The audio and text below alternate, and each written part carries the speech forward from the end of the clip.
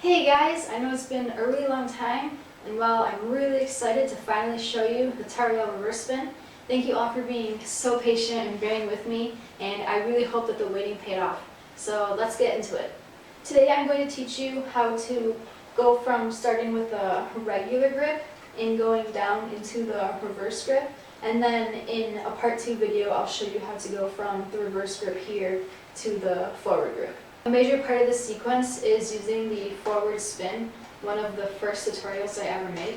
So I suggest you go and watch that if you haven't already, because it'll really help you out with this sequence. As you go down into a regular forward spin, when you get to the point where your palm is up and you need to start letting go with your back 3 fingers, just like you would in a regular forward spin, actually let go with them and slide them to the other side of the hilt, just like that. So you go down and slide them over. Now this is the part where speed is going to really come to your advantage to help you get the momentum to bring the sword back around, because once you go down and you're here with one finger holding onto the sword, you're going to use your thumb and your finger to whip it back around this way.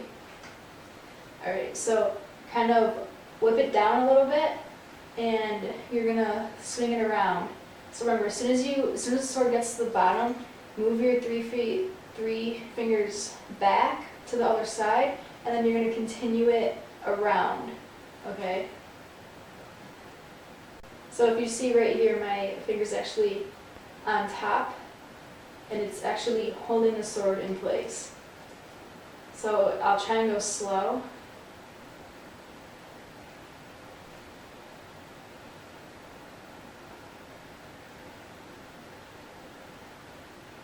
Now this is going to be the most difficult part probably, because it's where the sword changes grip in your hand. So once you've gone down, you've let go, you brought the sword back up like this, instead of continuing forward, you're actually going to go sideways and you're going to loop it downward. So you're here with the sword in this wacky grip.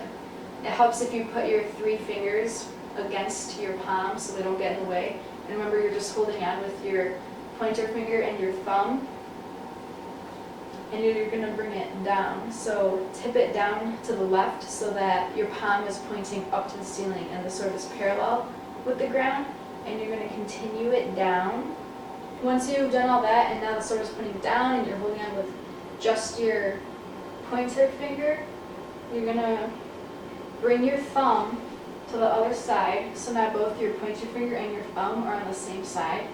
Grip it with your thumb and move your pointer finger to the other side. And now the sword is in a reverse grip. So here you're gripping it with just your pointer finger. Move your thumb here and move your pointer finger there and grip it.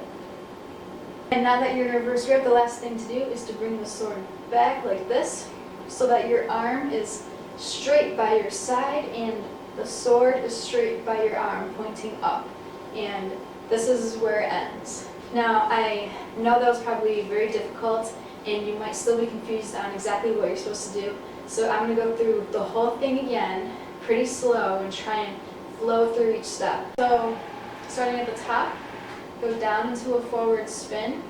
When you get to the point where your palm is up, move your 3 fingers to the other side.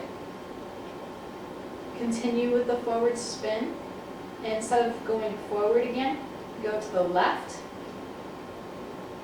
and down by your side, and then here's where you move your thumb to the other side and then your pointer finger to the other side, grip it, and then bring it behind you. From this angle, go down into a forward spin. When you get to where your palm is up, move your 3 fingers to the other side. Continue the rotation. Go to the left and down. And then when you're here, move your thumb to this side and your pointer finger to the other, and then grip it and bring the sword behind you. Now, a key thing to help you out here is to know that the part of your hand that is controlling the sword the most is just inside of your middle finger. So if you look at my hand, I don't know if you can see, but my finger is pretty red right here because that's where most of the friction between my finger and the sword hilt has been taking place. So this is where most of the contact is going to be made. What I just told you is especially true for when you're at this part where your 3 fingers are on the other side. I'm actually, when I do this fast and I get to this point where I go down like this, I'm actually squeezing pretty hard with these 2 fingers, with my middle finger and my pointer finger.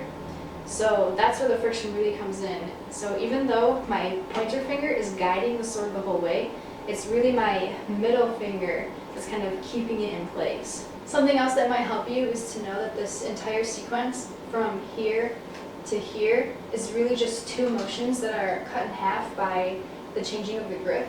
So the first motion is just a forward spin where you end with your fingers in that weird position.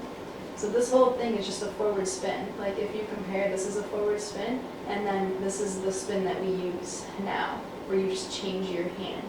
And then the second motion is to just go down and behind you. So first motion, second motion.